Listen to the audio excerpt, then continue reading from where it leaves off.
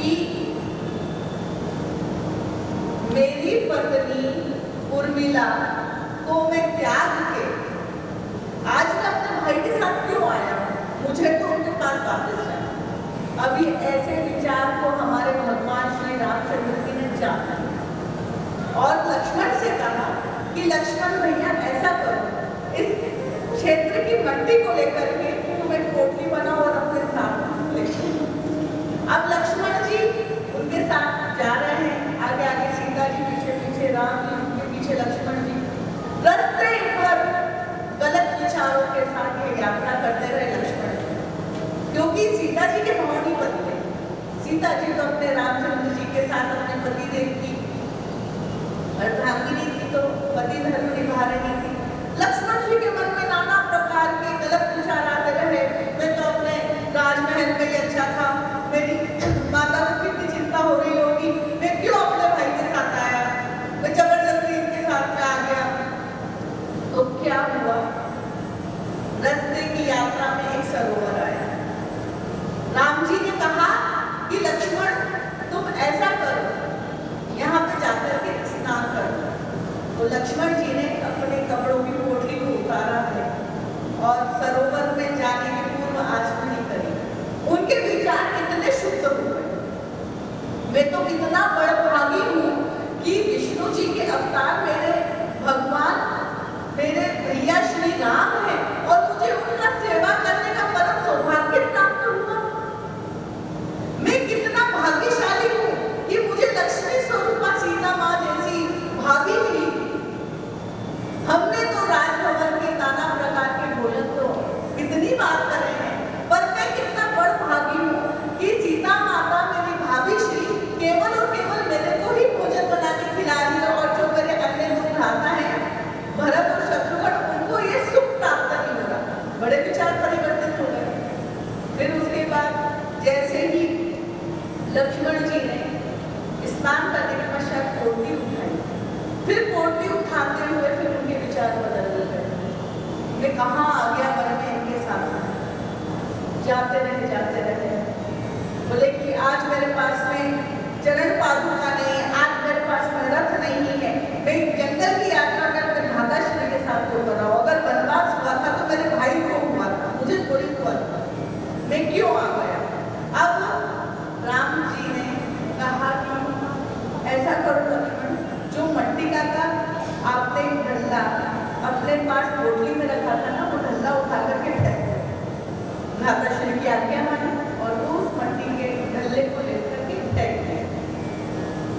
अब क्या हुआ है, जैसे ही मट्टी के ढल्ले को फेंका और फिर वापस उनके विचार बदल गए कि अरे मेरे भ्राताश्री तो इतने बड़े भगवान हैं, सबके नाव पे चढ़ाने के भी पूर्व लोग उनके पैर धोते हैं, मैं ऐसे भाई का छोटा भ्राता हूँ, मेरे कितने भाग्य अच्छे, मेरे कितने भाग्य प्रबल। अब वहां पर राम जी और लक्ष्मण जी का संवाद। राम जी कहते कि लक्ष्मण, मैंने पता है आपको उस जिस स्थान से अपन यात्रा करते हुए निकले, तो उस स्थान की मैंने मट्टी लेने को तुमसे क्यों कहा था। बोले क्यों, बोले कि वो जिस स्थान से हम निकले थे, यहाँ दो असुरों की जन्मभूमि थी और उस जन्मभूमि में उन्होंने हजारों वर्ष राज्य किया। दोनों भाइयों ने, दोनों सगे भ्राता थे और उन्होंने दोनों ने एक साथ मिलकर के वहां पर राज्य किया और राज्य करने के पश्चात उनको यश कीर्ति वैभव प्राप्त हो और वह शूरवीर बने। तो उसके लिए उन्होंने ब्रह्मा जी की तपस्या करी। ब्रह्मा जी की तपस्या के पश्चात जब ब्रह्मा जी प्रसन्न हुए थे ना, तो ब्रह्मा जी से वरदान मांगा कि हे ब्रह्मा जी, आप हमें अमर कर दो। ब्रह्मा जी कहते हैं कि इस मृत्यु लोक में जिसका भी जन्म होता है ना, उसको मरना अवश्य होता है, तो तुम तो अमर हो ही नहीं सकते। अब दोनों भ्राताओं ने एक युक्ति सोची और कहा कि अच्छा ब्रह्मा जी, हम दोनों सगे भाई, हमें बड़ा प्रेम है, हम दोनों एक माँ के दो पुत्र हैं,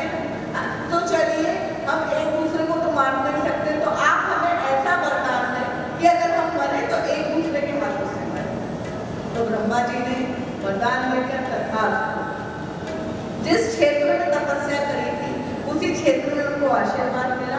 अब उसके बाद में जब उनका राज्यपाठ वो संभालते रहे, सब कुछ होते रहा, अब मृत्यु का जब उनका समय आया, तो जब मायापति ने थोड़ी सी लीला रची, एक स्वर्ग से अप्सरा उन दोनों भ्राताओं के समीप भेजी।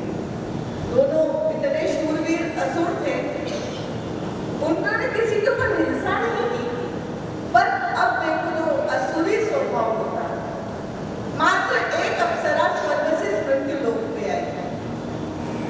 उस अप्सरा को देखकर के दोनों भ्राता है ना बहुत मोहित हो गए, और छोटा भ्राता बड़े भ्राता से कहता, अरे ओ भ्राता श्री देखो आपकी बहू आ रही है। बड़े भ्राता को क्रोध आया, ये मेरी कोई बहू नहीं हो सकती, यह मेरी भाभी है। तो अब दोनों के दोनों उन भ्राताओं के बीच में जहां मध्य में इतना प्रेम था, मात्र एक अप्सरा को प्राप्त करने के पीछे दोनों में युद्ध होने लगा, और युद्ध के अंत में ब्रह्मा जी की जो नीतिवाणी वह सत्य हुई, और बड़े भ्राता ने छोटे भ्राता पर प्रहार किया, और छोटे भ्राता ने बड़े भ्राता पर प्रहार किया। प्रहार के पश्चात क्या हुआ, दोनों रक्त से लहूलुहान होकर के मल युद्ध के पश्चात दोनों के दोनों खत्म हुए। तो जिस क्षेत्र में दो भाइयों के मध्य में इतना प्रेम था, उन्होंने तपस्या करके सब कुछ राजपाट भी प्राप्त किया, प्रेम अटूट था उनका। पर जहाँ पर एक भाई ने दूसरे भाई का शत्रु हुआ, छोटा भाई बड़े भाई का शत्रु हुआ, जिस क्षेत्र में वो युद्ध हुआ था, तो अब यहाँ पे क्या हुआ था, ये दोनों भ्राता सगे भ्राता जब निकल रहे थे राम जी और लक्ष्मण जी, तो लक्ष्मण जी के विचार बदल गए। तो इस कथा से, इस चरित्र से यह सारांश प्राप्त होता है कि मट्टी का कितना प्रभाव है, क्योंकि लक्ष्मण जी नसते भर उस मट्टी के डल्ले को, उस क्षेत्र की मट्टी को लेके वैष्णो देवी जाते हैं, वहां से कुछ मत करो, केवल एक मट्टी की डल्ली लेके आओ, प्रसाद तो हम खा लेते हैं, पर उस मट्टी की डल्ली को छोटी सी कुल्हड़ में ले जाकर के रखो, उसके प्रतिदिन दर्शन करो। जिस भी तीर्थ स्थल पे जाओ, आप हरिद्वार जाओ, चाहे आप काशी जाओ, और काशी के तो विभिन्न स्थानों के हमने कुछ ना कुछ वस्तुएं हमारे साथ लाए रहते हैं हमारी झोली में। अन्नपूर्णा जी के चावल रहते हैं, काशी विश्वनाथ जी की मछली आपको हमारे पास मिल जाएगी, संकट मोचन की चढ़ी हुई तुलसी भी मिल जाएगी, विंध्यवासिनी देवी की चढ़ी हुई मरवा गोला तुलसी भी हमारे पास है। हमारे पास में सभी जहाँ जहाँ हमारे यात्रा हुई है अभी तक के, वहाँ के सभी प्रकार के प्रसाद आपको हमारे पास मट्टी के रूप में, तुलसी के रूप में प्राप्त हो। जब हम बद्रीनाथ की यात्रा पे गए थे, तो जैसे ही हम हमारी गाड़ी में बैठे तो वहाँ का एक पंडित हमारे समीप आया और हमको चंदन लगाने लगा। तो हमने उसका वो चंदन को लेकर के एक थोड़े से 10 के नोट के बीच में बांधे, क्योंकि कुछ था नहीं हमारे पास, तो 10 का नोट निकला, उस 10 के नोट को बांध करके फिर जब हम आए तो उसके ऊपर नाम लिख के रख दिया कि बद्रीनाथ का चंदन। तो अगर आपको अपने विचार शुद्ध रखने हैं, आपको अपने मन में भाव शुद्ध रखने हैं, तो आप कहीं की भी किसी भी प्रकार की तीर्थ यात्रा करो ना, वहाँ की रज, वहाँ की प्रसाद के रूप में कुछ भी आपको प्राप्त हो, आप अपने पास संभाल के रखें। हमें कोई प्रसाद देता है ना, तो ठीक है, दुपट्टा को है, शाल को है, चलो रख दो, किसी को देने में काम आएगी नहीं। अगर आपको कोई आपके गुरुदेव या आपके कोई संत किसी भी प्रकार का कोई प्रसाद देना, उसको आप संभाल के स्वीकार करें। मंदिर जाते हैं तो मंदिर का पुजारी आपको बेलपत्र की माला पिना देता है, तो हम क्या करते हैं, लेकिन आके तुलसी में डाल देते हैं, उसको संभाल के रखिए, वो आशीर्वाद है। अगर कोई बड़ा व्यक्ति अगर कहीं बड़े मंदिर से अगर आपको प्रसाद प्राप्त हो ना, उनके साथ लेके आए,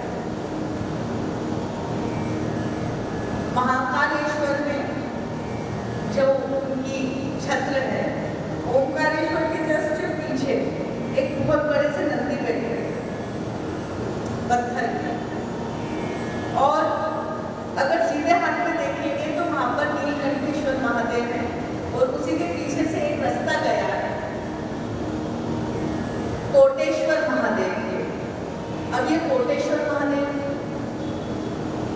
84 महादेव में नहीं है, पर ये इस उज्जैन अवंतिका के इतने बड़े महादेव है कि उनके दर्शन मात्र से आपके संकट दूर हो जाएंगे, क्योंकि उस कोटेश्वर महादेव उस कोटि तीर्थ कुंड के देवता हैं, जिस कुंड को स्वयं हनुमान जी ने बनाया।